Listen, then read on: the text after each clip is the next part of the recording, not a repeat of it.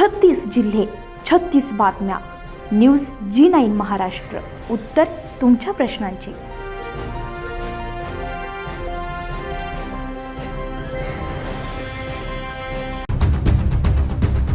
सराईत गुन्हेगारांनी फिल्मी स्टाईलनं 2 इसमांना बळजबरीने गाडीमध्ये डांबून 4 कोटी 10 लाख रुपयांची खंडणी उकळण्यासाठी अपहरण केले.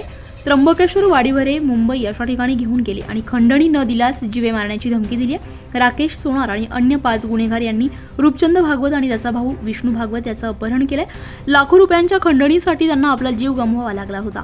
या घटनेची भनक नाशिक शहर पोलीस आयुक्त यांना लागताच त्यांनी गुंडाविरोधी पथकाला अलर्ट केले. भागवत कुटुंबियांना सोडवणं आणि आरोपींना पकडणं हे पोलिसांसमोर एक आव्हानच होतं. पोलिसांनी सुद्धा आपला तपास चक्र फिरवून आरोपींचा शोध घेतला. आरोपी पुणे येथे असल्याचं पोलिसांना समजलं. त्यांनी क्षणाचाही विलंब न करता पोलीस पुणे रवाना झाले आणि सापळा रचून मोठ्या शिताफीनं आरोपीला ताब्यात घेतलंय. पोलिसांच्या सतर्कतेमुळे गुन्हेगारांना अटक करून आरोपींचा पुढील तपास नाशिक शहर पोलीस करताय. लाखो रुपयांच्या खंडणीचा पर्दाफाश. पोलीस आयुक्त संदीप कर्णिक, पोलीस उपायुक्त प्रशांत बच्चाव, सहाय्यक पोलीस आयुक्त संदीप मिटके यांच्या मार्गदर्शनाखाली गुंडाविरोधी पथकाचे पोलीस निरीक्षक ज्ञानेश्वर मोहिते, पोलीस अंमलदार विजय सूर्यवंशी, DK पवार, प्रदीप ठाकरे, गणेश भागवत, अक्षय गांगुर्डे, प्रदीप चव्हाण, मलंग गुंजाळ, राकेश सावकार, सुनील आकडे, निवृत्ती माळी, सुवर्णा गायकवाड, मनीषा कांबळे यांनी ही कामगिरी केली आहे.